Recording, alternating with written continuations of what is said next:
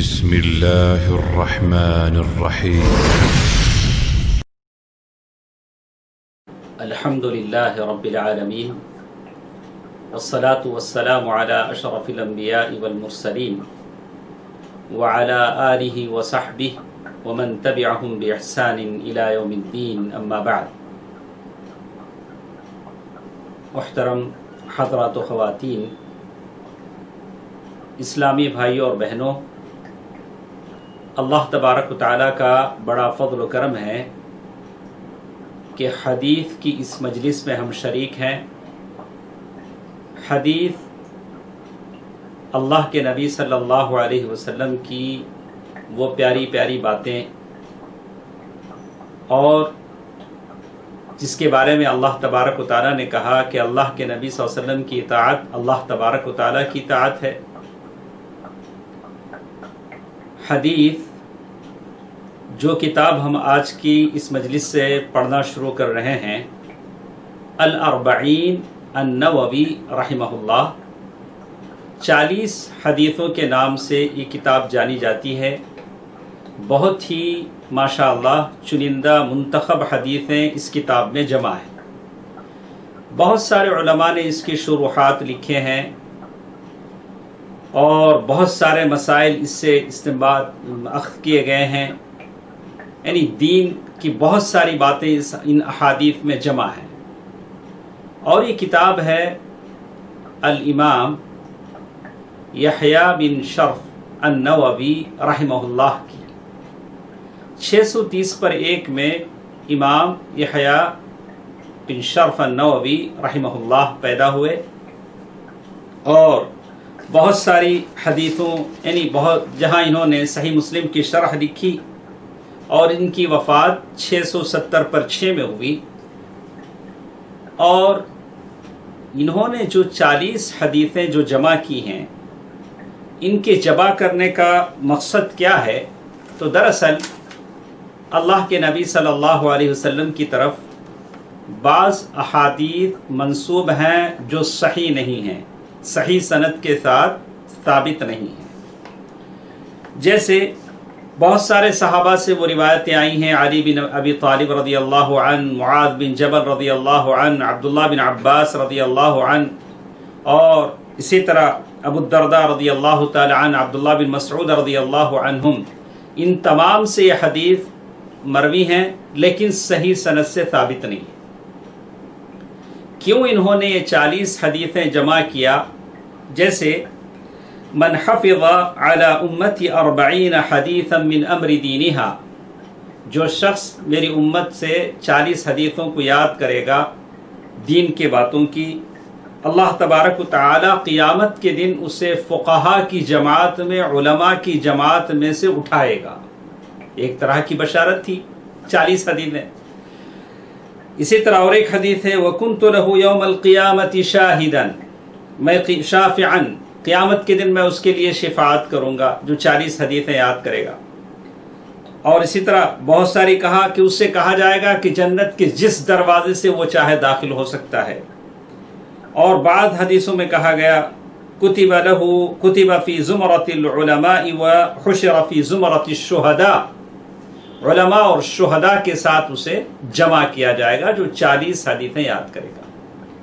تو امام نووی رحمہ اللہ نے ان حدیث کو رکھ کر یہ 40 حدیثیں جمع کی، لیکن یہ حدیثیں جو آئی ہیں کسی صحیح سند سے ثابت نہیں ہیں۔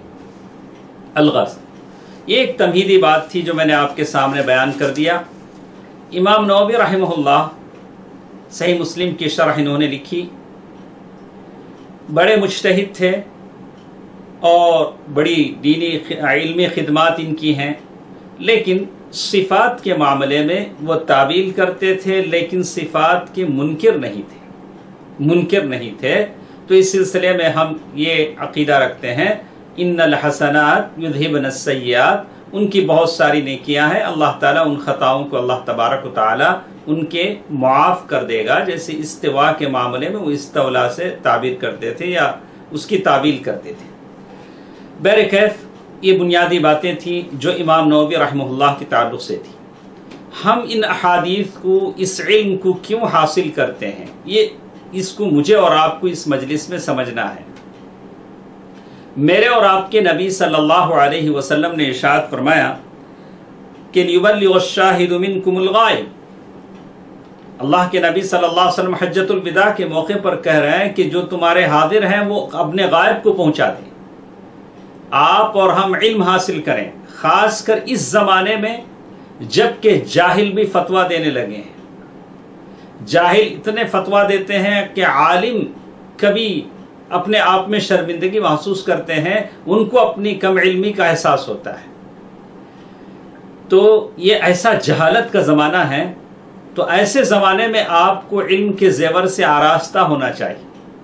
اور دوسری چیز، اس سے پہلے کہ علم دنیا سے اٹھا لیا جائے، آج کا زمانہ ایسا ہے کہ ہر صبح اپنا موبائل دیکھتے ہوئے جی گھبراتا ہے کہ کسی کی موت کی خبر نہ ہو۔ ابھی 4 5 10 دن سے ہر صبح فجر کے بعد جب موبائل ہم کھولتے ہیں دیکھتے ہیں تو کسی نہ کسی کی وفات کی خبر ہوتی ہے۔ اس سے پہلے کہ علم دنیا سے اٹھا لیا جائے، بموت العلماء، علماء کی موت سے، آپ کا اور میرا اچھا کام یہ ہوگا کہ ہم علم حاصل کریں، اپنا وقت علم حاصل کرنے کے لیے دیں۔ تو اس نیت سے ہم نے اس کتاب کو شروع کیا ہے، اور اللہ کے نبی صلی اللہ علیہ وسلم کی بشارت آپ کے ساتھ ہے، نظر اللہ امرأ سمع مقالتی۔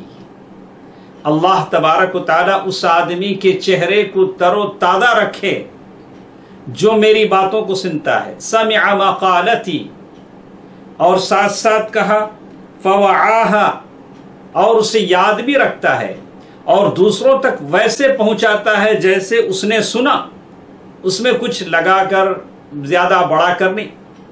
جتنا آپ نے اس درس میں سنا اتنا ہی آپ دوسروں کو پہنچائیں گے انشاءاللہ۔ آپ لوگ 40 حدیثیں ہمارے ساتھ ہیں، کوئی بڑی بات نہیں ہے۔ میری کوشش ہوگی کہ آدھے گھنٹے سے زیادہ درس کا وقت نہ بڑھے، اس لیے کہ ابھی تو کلاس شروع ہو چکے ہیں، ہر شخص کی اپنی ضروریات ہیں، شاید کسی کے پاس اتنا ڈیٹا نہ ہو، اتنی طاقت نہ ہو کہ وہ درس کے سننے کے لیے اپنے موبائل کو اتنا وہ خرچ کر سکے۔ تو تمام کا خیال کرتے ہوئے کہ میں نے سوچا کہ درس آدھے گھنٹے سے زیادہ نہ ہو، تو ہم اللہ کے نبی صلی اللہ علیہ وسلم کی اس کتاب میں جو احادیث بیان کیے ہیں، ان احادیث کو ہم لیں گے۔ تو اس میں یہ کہتے ہیں کہ 3 حدیثوں کو بیان کرتے ہوئے بتایا گیا کہ 3 حدیثیں ایسی ہیں جو سارے دین کا خلاصہ ہے۔ اللہ اکبر، 3 حدیثیں ایسی ہیں جو سارے دین کا خلاصہ ہیں۔ ایک وہ حدیث جو ہم پڑھنے جا رہے ہیں، انما الاعمال بالنیات، جس میں ہے کہ سارے اعمال کا دار و مدار نیتوں پر ہے۔ دوسری وہ حدیث حضرت عائشہ رضی اللہ تعالی عنہا سے مروی ہے، من احدث فی امرنا ھذا ما لیس منہ فہو رد، جو دین کے معاملے میں کوئی بھی نئی بدعت ایجاد کرے وہ مردود ہے۔ اور ایک تیسری حدیث نعمان بن بشیر رضی اللہ تعالی عنہ کی ہے، ان الحلال بین و ان الحرام بین، حرام واضح ہے، حلال واضح ہے، بالکل کلیئر ہے، اس کے بیچ میں کچھ چیزیں ہیں، وبینہما متشابہات، مشتبہات، یعنی کچھ ایسی چیزیں ہیں جو ایسی چیزیں ہیں جو طے نہیں ہے کہ حلال ہے کہ حرام ہے، تو آدمی ان چیزوں سے دور رہے۔ تو پہلی چیز اعمال قلبی، دلوں کے اعمال کے بارے میں، انما الاعمال بالنیات، اور دوسری حدیث جس کے بارے میں کہا من احدث فی امرنا ھذا ما لیس منہ فہو رد، آدمی اعمال میں جو کرتا ہے، پہلی چیز نیتوں میں جو کرتا ہے، تیسری چیز جو معاملات میں جو کرتا ہے، یہ تینوں حدیثیں اس دین کا، سارے دین کا خلاصہ ہیں۔ تو دوستو عزیزو، ماں اور بہنوں، ہم پہلی حدیث کو لیتے ہیں آج کے اس درس میں۔ پہلی حدیث ہمارے ساتھ ہے، حقیقت میں یہ 40 پر 2 حدیثیں ہیں، 40 پر 2 حدیثیں ہیں۔ پہلی حدیث ہمارے اس کے درس میں ہے، اور یہ حدیث ہے نیت کی اصلاح کے بارے میں۔ آپ ہم ہیں اس درس میں ہیں، اچھی نیت کے ساتھ میں بیان کروں، اچھی نیت کے ساتھ آپ سنیں تو آپ کو مجھے دونوں کو ثواب ملے گا۔ اللہ اکبر، دونوں کو ثواب ملے گا۔ اپنی نیت کی اصلاح کریں، میں اس لیے سن رہا ہوں کہ یہ میرے نبی کا کلام ہے، میرے نبی کی گفتگو ہے، میرے نبی کی احادیث ہیں۔ نظر اللہ امرأ سمع مقالتی، اللہ تبارک و تعالی آپ کی زندگیوں کو سعادت مندیوں سے بھر دے گا، آپ کی زندگیوں میں خوشیاں ہی خوشیاں آئیں گی۔ اللہ کے نبی کی بات سنیے، کہتے ہیں پہلی حدیث، یہ حدیث اس کا موضوع ہوگا، ٹاپک ہوگا۔ جو طلبہ ہمارے ساتھ ہیں، جو ہماری آواز سنتے ہیں، ہر حدیث کے ساتھ آپ اس کا موضوع لکھتے جائیں، ٹاپک لکھتے جائیں کہ اصلاح نیت۔ پہلی چیز، کوئی بھی کام بغیر نیت کے نہیں ہوتا ہے، پہلے ہم اپنی نیت کی اصلاح کر لیں، نیت کی اصلاح، اور نیت کی اصلاح بہت ضروری چیز ہے۔ تو اس بارے میں یہ حدیث ہمارے ساتھ ہے، عن امیر المؤمنین ابی حفص عمر بن الخطاب، عن امیر المؤمنین ابی حفص عمر بن الخطاب رضی اللہ عنہ۔ امیر المؤمنین ابو حفص عمر، ابو حفص ایک کنیت ہے، عمر رضی اللہ تعالیٰ عنہ کی کنیت ہے۔ کنیت آدمی کا ایک نام ہوتا ہے، جیسے میرا نام عبد الواحد ہے، کسی اور کا نام عبد الرحیم ہوگا، اور کنیت ہوگی کہ آدمی کی جو بڑی اولاد ہوگی، بیٹا یا بیٹی، اس کے نام سے اس کی کنیت بنائی جائے گی۔ اب میری کنیت اگر بنائی جاتی ہے تو میری بیٹی کے نام سے ابو امیمہ بنائی جائے گی کہ اس کے نام سے مجھے منسوب کیا جائے گا۔ جیسے ابو حنیفہ، یعنی آدمی کی جو اولاد بڑی ہوتی ہے اس کے حساب سے اس کی کنیت بنتی ہے۔ اور کنیت کے لیے ضروری نہیں ہے کہ اولاد ہو، اولاد کے بغیر بھی بعض کو کنیت دے دی جاتی ہے، اس نیت کے ساتھ کہ اس کی اولاد پیدا ہو، یا اتنی یہ عمر جیے کہ ان کی شادی ہو، ان کی اولاد ہو۔ ابو حفص حضرت عمر رضی اللہ تعالی عنہ کی کنیت ہے، اور لقب ان کا امیر المؤمنین۔ پہلے تک یہ لقب خلفاء کو نہیں تھا، اور ابو بکر رضی اللہ تعالی عنہ کو یہ لقب نہیں تھا۔ بعد میں ابو بکر رضی اللہ تعالی عنہ کے بعد ابو بکر رضی اللہ تعالی عنہ نے عمر رضی اللہ تعالی عنہ کو منتخب کیا۔ وہاں سے ایک آدمی، عراق کا کوئی آدمی آیا، اس نے کہا کہ تمہارے امیر کہاں ہیں، امیر المؤمنین کہاں ہیں؟ تو اس لفظ کے بعد سے امیر المؤمنین لقب پڑ گیا۔ تو کہتے ہیں ابو حفص، یہ کنیت عمر رضی اللہ تعالی عنہ کی کیسے بنی؟ حفص کے معنی ہیں شیر کے، شیر، یعنی عمر رضی اللہ تعالی عنہ بڑے چست تھے، یعنی ایسے کہ گھوڑے کا کان پکڑ کے گھوڑے پر کود جاتے تھے، یعنی مطلب بڑی تیزی کے ساتھ بغیر کسی سہارے کے گھوڑے پر بیٹھ جاتے تھے، یعنی چستی پھرتی آپ کی طبیعت میں تھی۔ اسی طرح ان کی کنیت تھی ابو حفص، یعنی وہ چستی، وہ پھرتی جو شیر میں ہوتی ہے، چیتے میں ہوتی ہے، بڑی تیزی کے ساتھ چیتا کودتا ہے، شیر کودتا ہے، وہ چیز حضرت عمر بن خطاب رضی اللہ تعالیٰ عنہ میں تھی۔ تو ان کی کنیت تھی، ابو حفص بن گئی۔ تو کہتے ہیں قال، فرمایا سمعت رسول اللہ صلی اللہ علیہ وسلم یقول، میں نے اللہ کے نبی صلی اللہ علیہ وسلم کو فرماتے ہوئے سنا، انما الاعمال بالنیات، تمام اعمال کا دار و مدار نیتوں پر ہے، تمام کاموں کا دار و مدار نیتوں پر ہے۔ اور ساتھ کہا وَإِنَّمَا لِكُلِّ امْرِئٍ مَّا نَوَىٰ، اور ہر شخص کے لیے وہی ہے جس کی اس نے نیت کی، ہر شخص کو وہی ملے گا جس کی اس نے نیت کی۔ فَمَنْ كَانَتْ هِجْرَتُهُ إِلَى اللَّهِ وَرَسُولِهِ فَهِجْرَتُهُ إِلَى اللَّهِ وَرَسُولِهِ، جس شخص کی ہجرت بے اعتبار نیت اللہ اور اس کے رسول کی طرف ہے، تو اس کی ہجرت بے اعتبار انجام بھی اللہ اور اس کے رسول کی طرف ہے۔ فَمَنْ كَانَتْ هِجْرَتُهُ إِلَى اللَّهِ وَرَسُولِهِ فَهِجْرَتُهُ إِلَى اللَّهِ وَرَسُولِهِ فَمَنْ كَانَتْ هِجْرَتُهُ لِدُنْيَا يُصِيبُهَا أَوْ امْرَأَةٍ يَنْكِحُهَا فَهِجْرَتُهُ إِلَى مَا هَاجَرَ إِلَيْهِ۔ اللہ اکبر۔ جس شخص کی نیت بے اعتبار نیت دنیا حاصل کرنے کے لیے کوئی ہجرت کرے، ہجرت تو کر رہا لیکن دنیا حاصل کرنے کے لیے، یا کسی عورت سے نکاح کرنے کے لیے ہے، تو اس کی ہجرت باعتبار انجام اسی چیز کی طرف ہے جس کے لیے اس نے ہجرت کی. اسے دنیا ملے گی، آخرت میں کچھ بھی نہیں ملے گا.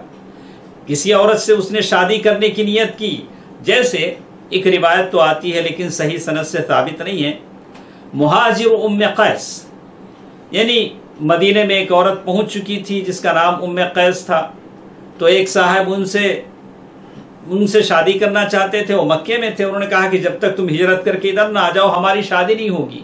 انہوں نے ہجرت کیا ان سے شادی کے لیے، تو ان کا نام ہی کا مہاجر ام قیس، لیکن صحیح سند اس کی ثابت نہیں ہے.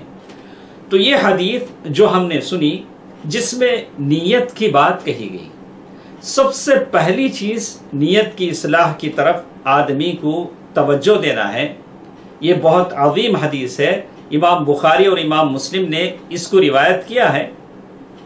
اس سے یہ بات میرے اور آپ کے سمجھ میں آتی ہے کہ نیت کے بغیر کوئی عمل نہیں ہوتا.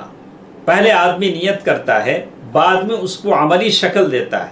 پہلے اس کے دل میں. آج تو لوگ ایسے ہیں بغیر فائدے کی کوئی کام کرتے ہی نہیں، لیکن آج کوئی بھی آپ عمل کریں نیت کے ساتھ کریں. تو دوسری ایک چیز یہ سمجھ میں آتی ہے کہ انسان کو ہمیشہ نیت کی فکر کرنی چاہیے. اسی لیے سلف کہتے تھے عالجت نفسی 20 سنہ، مجھے اپنی نیت کو صحیح بناتے بناتے 20 سال لگ گئے. اللہ اکبر. انسان کی طبیعت یہ ہوتی ہے کہ لوگ مجھے دیکھیں، لوگ میری تعریف کریں. ہر انسان میں ہوتا ہے. انسان یہ سوچتا ہے کہ لوگ میرے بارے میں بولیں، لوگ میری تعریف کریں، لوگ میرے کام کو دیکھیں.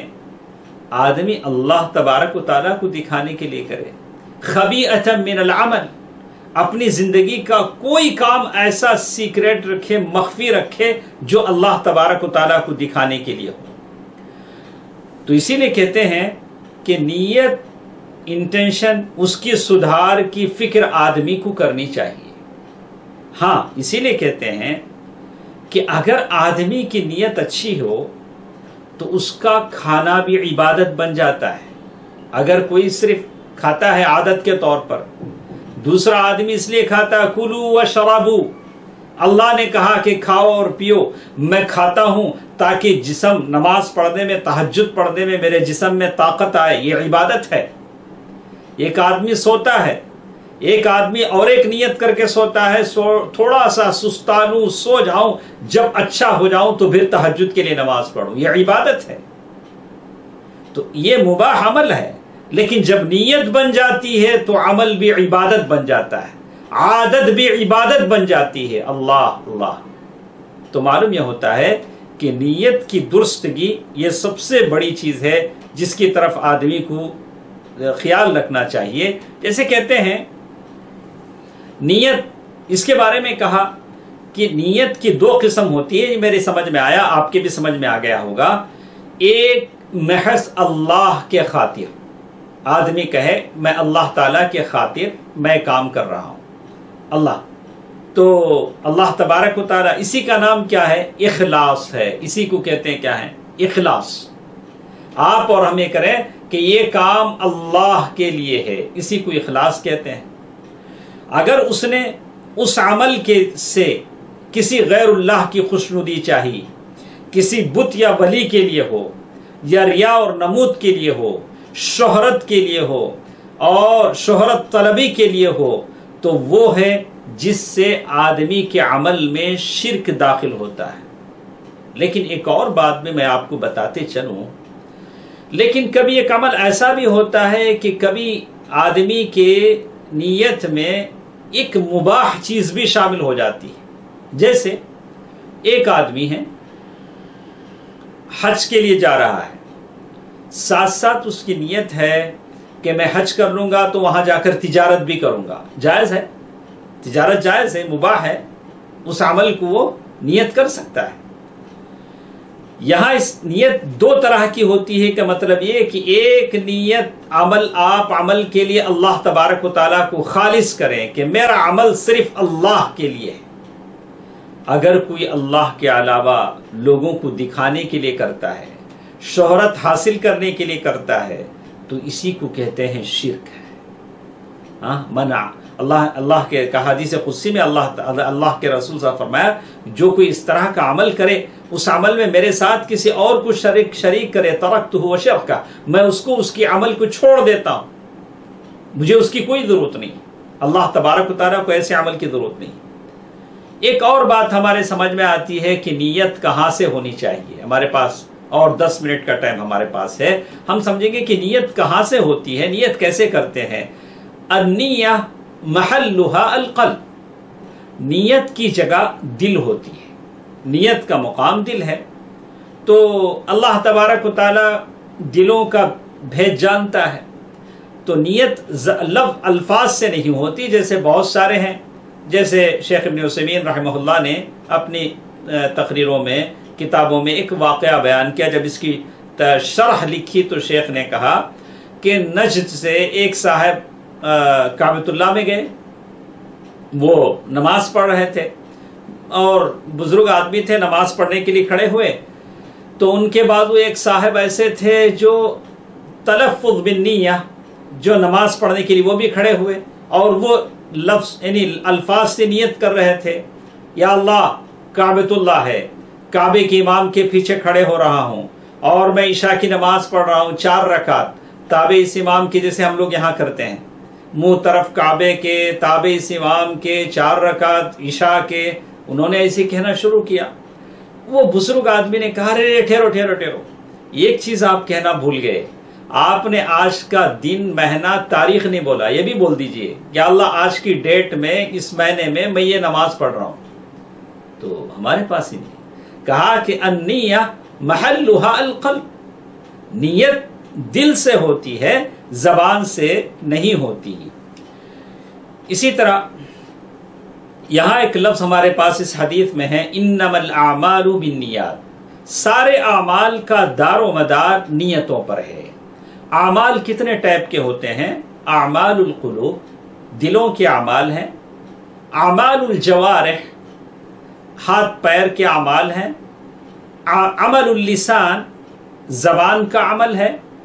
یہ سارے اعمال ہیں، یہ ساروں کی دار و مدار نیتوں پر ہے، چاہے وہ قولی ہوں، چاہے وہ ہاتھ پیر سے عملی ہوں، سارے اسی کو اعمال کہتے ہیں، ساروں کا دار و مدار نیتوں پر ہے۔ اسی طرح اس حدیث میں ہجرت کی فضیلت بیان کی گئی ہے کہ آدمی ہجرت کرے، کدھر ہجرت کرے گا؟ الی اللہ ورسولہ، اللہ اور اس کے رسول کی طرف۔ میرے نبی کی سنت ہے ہجرت۔ اللہ کے نبی صلی اللہ علیہ وسلم نے مکے سے مدینہ ہجرت کیا، صحابہ کرام نے مکے سے ابی سینا حبشہ ہجرت کیا، اور دوسرے مقامات پر پھر مدینہ ہجرت کیے مہاجرین۔ تو ہجرت ایک اللہ کے نبی صلی اللہ علیہ وسلم کی سنت ہے، لیکن اس میں ہجرت اللہ اور اس کے رسول کی طرف ہوتی ہے، اللہ کی طرف، یعنی ایسی جگہ جہاں آدمی دین پر آزادانہ عمل نہ کر سکے، مظلومیت کا شکار ہو، تو وہ اپنی دین کو بچاتے ہوئے ہجرت کرتا ہے، اپنے دین ایسی جگہ جاتا ہے جہاں سے وہ مکمل طور پر اپنے دین پر عمل کر سکے۔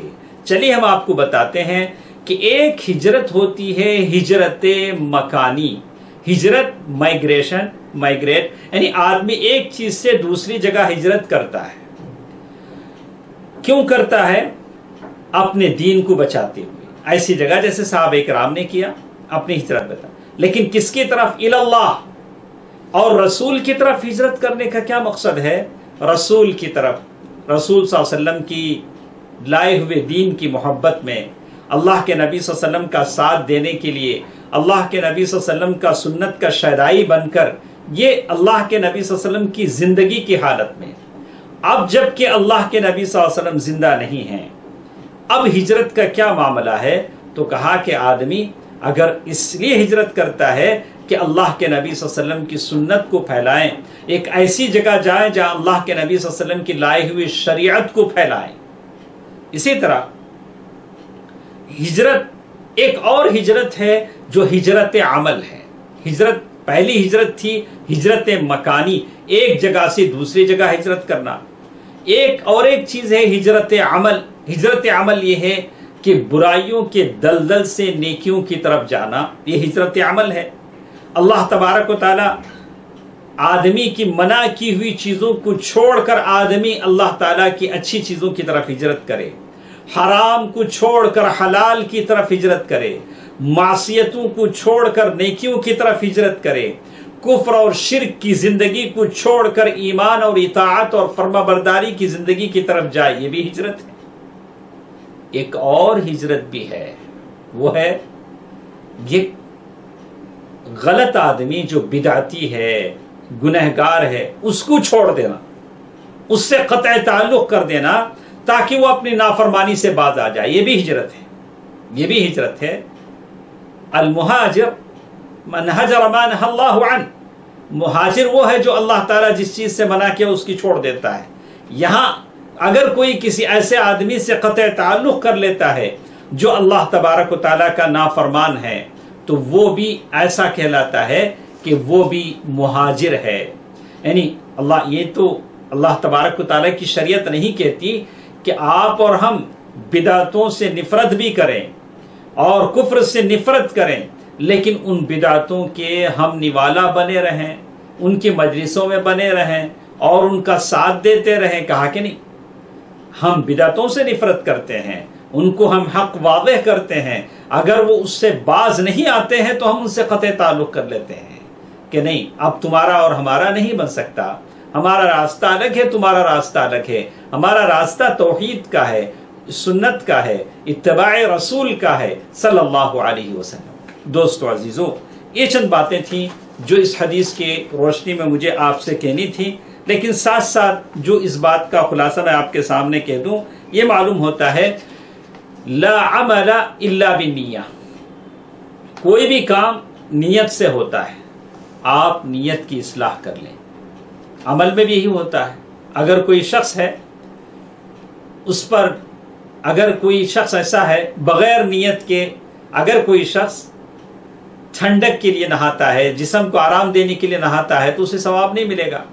کوئی شخص ہے اس لیے نہاتا ہے کہ یہ جسم پاک صاف ہو جائے، میں عبادت کر لوں، اللہ تعالیٰ اسے ثواب دیں گے. تو سارے اعمال نیتوں پر مشتمل ہیں. اپنی نیت کی اصلاح کر لیں، اپنی نیت کو ایک مرتبہ دیکھ لیں کہ میری نیت میں کہیں کوئی خلل تو نہیں ہے، کہیں کھوٹ تو نہیں ہے.